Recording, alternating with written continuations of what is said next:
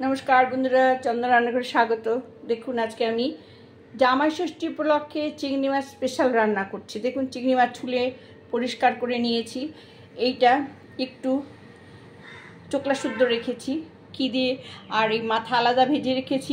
এটা মাথা দিয়ে করব না, মাথাটা আলাদা অন্য একটা তরকারি করব, কিছু মিষ্টি কুমড়ো দিয়ে কিংবা লাউ দিয়ে করে নেব। আজকে করব আদা রসুন পেঁয়াজ দুটো পেঁয়াজ, 8 কোয়া রসুন, 8 থেকে 10 কোয়া রসুন, একটু 1 ইঞ্চি মতো আদা, দুটো তেজপাতা, আর এই যে একটা নারকেল টুকরো করে পেস্ট করে নেব। এখন দুধ বের করে নেব। আর এই যে জিরে আদা আর শুকনো লঙ্কার গুঁড়ো আমার আন্দাজ মতন আমি দিয়ে এটাকে পেস্ট করে নেব, নিয়ে রান্না করব। হ্যাঁ, এখন আমি এই কড়াই বসিয়ে দিয়েছি। কড়াইয়ে এখন তেল দিয়ে দেব। দেখুন বন্ধুরা, কড়াইতে তেল দিয়ে দিলাম। হ্যাঁ, দেখছেন, এই তেল দিয়ে দিলাম। তেলের মধ্যে আমি কড়াইটা গরম করতে দিয়েছিলাম, গরম হয়েও গেছে। এর মধ্যে আমি তেজপাতা দিয়ে দিলাম। হ্যাঁ, তারপরে আমি দিয়ে দেবো পেঁয়াজ আর তেজপাতা ভাজা ভাজা হবে। হ্যাঁ, দেখুন এটা আস্তে আস্তে সর্ষের তেলে ভাজা ভাজা হবে। হ্যাঁ, আচ্ছা, এবার আমি কি করেছি, এবার এই যে নারকেলটা পেস্ট করে নিয়েছি। হ্যাঁ, পেস্ট করে নিয়ে এখানে জল দিয়েছি, দেখুন 1 কাপ মতো। এই জলের মধ্যে এইটা আমি সব দিয়ে দিব। কখন দেব, জলটা একটু গরম করে। হ্যাঁ, আর এই যে জিরে লঙ্কা গুঁড়ো আর আদা রসুন আর পেঁয়াজ পেস্ট করে নেব একসাথে। হ্যাঁ, খুব চটপট রান্না হয়ে যাবে। হ্যাঁ, এই পেঁয়াজটা যখন ভাজা ভাজা হবে তখন আমি একটু ভাজা হলে আমি সম্পূর্ণ, দেখুন আপনারা ভাবছেন আমি কাঁচা তেলটা দিয়ে দিয়েছি, তাই না? কিন্তু এই কাঁচা তেলের মধ্যে একটু কাঁচা তেলের মধ্যে পেঁয়াজটা দিয়ে ভাজা ভাজা করলে পেঁয়াজের তেল তৈরি হয়ে যায়। এই তেলে মাছ ভাজলে মাছের খুব স্বাদ হয়। চিংড়ি মাছের আষ্টে গন্ধ টন্ধ যাই থাকুক না কেন, এটা আর গরম মশলা আর এই কাঁচা তেলের গন্ধ থাকবে না। পেঁয়াজের গন্ধ মিশিয়ে তেজপাতার গন্ধ মিশিয়ে একটা খুব সুন্দর ঘ্রাণ বেরোবে। তারপরে নারকেল পড়বে, গরম মশলা পড়বে, জিরে আদা পেঁয়াজ রসুন বাটা পড়বে। হ্যাঁ, এটা দিয়ে আচ্ছা এটা ভাজা হবে, লাল হওয়া পর্যন্ত আমাকে অপেক্ষা করতে হবে। হ্যাঁ, তারপরে আমি মশলা কষিয়ে মাছ ছাড়বো। দেখুন পেঁয়াজটা লাল হয়ে গেছে। হ্যাঁ, এইবার আমি এই যে মশলাটা দেখছেন, পেঁয়াজ রসুন আদা জিরে শুকনো লঙ্কার গুঁড়ো আর আদা পেঁয়াজ রসুন শুকনো লঙ্কার গুঁড়ো আর জিরে ব্যাস, আর লবণ, এটা আমি এর মধ্যে দিয়ে দিলাম। হ্যাঁ, দেখুন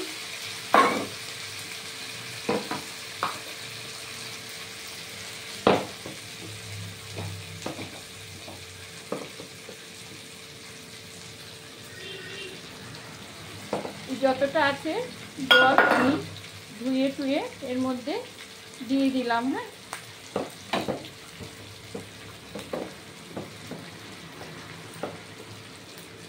এই লবণ সব দিয়ে দিলাম। হ্যাঁ, এখানে যখন জল গরম হয়ে গেছে এর মধ্যে আমি কি করব, এই নারকেলের দুধটা এবার ছেঁকে নেব। হ্যাঁ, এই গ্যাসটা অফ করে দেবো, এর মধ্যে থাকবে, এরপর ছেঁকে নেব। আর এইটা এইভাবে মশলা দিয়ে কষাবো। হ্যাঁ, আপনারা যদি কেউ মাছের মাথা খেতে চান এর মধ্যে দিয়ে দিবেন। আমি এই কয়েকটা মাছের মাথাও দিয়ে দেব, আমি খেতে খুব ভালোবাসি মাছের মাথা। এবার আমি দিয়ে দেব মাছ। দেখুন মাছ দিয়ে দিলাম।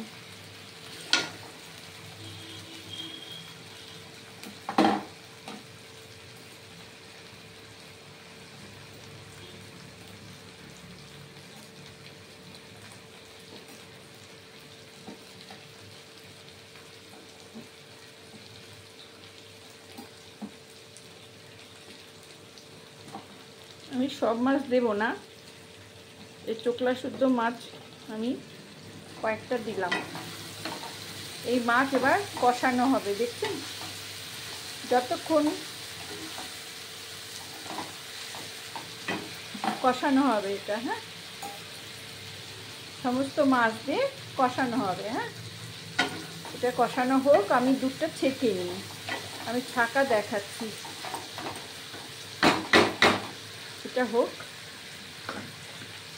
তারপরে আমি দুধটা ছেঁকে এর মধ্যে দিয়ে দেবো। দেখছেন তো, আস্তে আস্তে আস্তে এখন কষানো হবে মাছটা।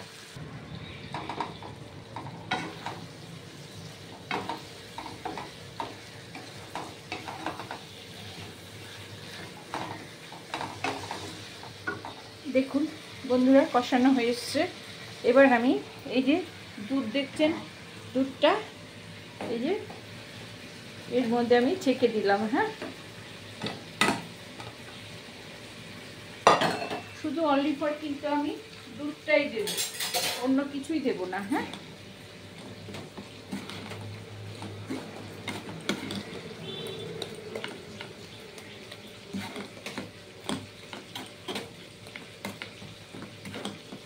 দুধ যত ভালো হবে এবং শুকনো ঝুরঝুরে হবে, হ্যাঁ, মানে ততটাই সুন্দর হবে। হ্যাঁ, আচ্ছা দেখুন এতটা দুধ বেরিয়েছে। হ্যাঁ, এতটা দুধ বেরিয়েছে। এই দেখুন এটা কষানো হয়ে এসছে। হ্যাঁ, দেখছেন তো চিংড়ি মাছগুলো কেমন লাল হয়ে গেছে। মনে রাখবেন, এটা এই মাছে কিন্তু হলুদ দিতে নেই, হলুদ ছাড়া কিন্তু রান্না হচ্ছে। হ্যাঁ, আচ্ছা, নারকেল মিষ্টি কি মিষ্টি না, মনে হয় মিষ্টি না, তাই আমি নারকেলের একটু স্বাদ করার জন্য একটু চিনি দিয়ে দিলাম। হ্যাঁ, আর আমি এখানে দিয়ে দেব এই ছোট চামচেটা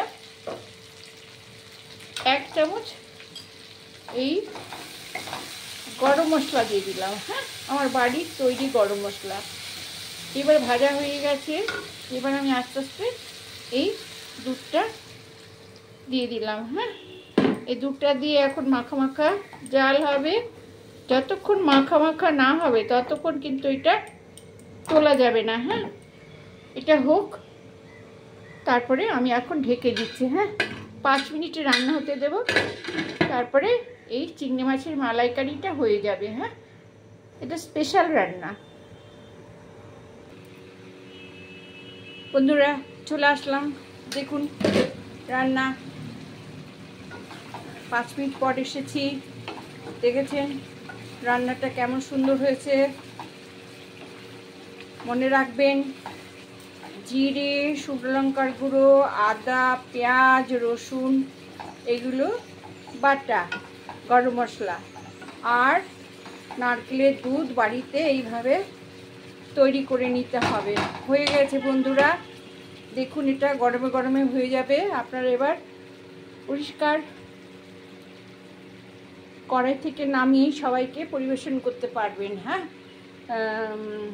আমার মা আজকে দিনে অনেক রান্না করতো, জামাইকে নিমন্ত্রণ করে খাওয়াতো, কিন্তু এখন তো মা নেই, তাই অন্তত একটা পদ রান্না করে আমার বরের সামনে দেব।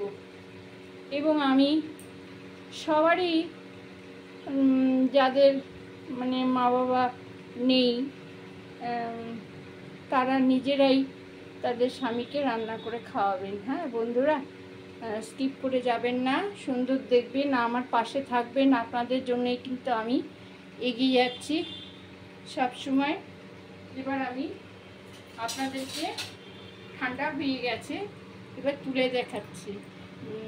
এই নারকেল এর দুধ যত ভালো হবে রান্না তত ভালো হবে। হ্যাঁ, এবার দেখুন আমি তুলে দেখাচ্ছি। হ্যাঁ, দেখুন এই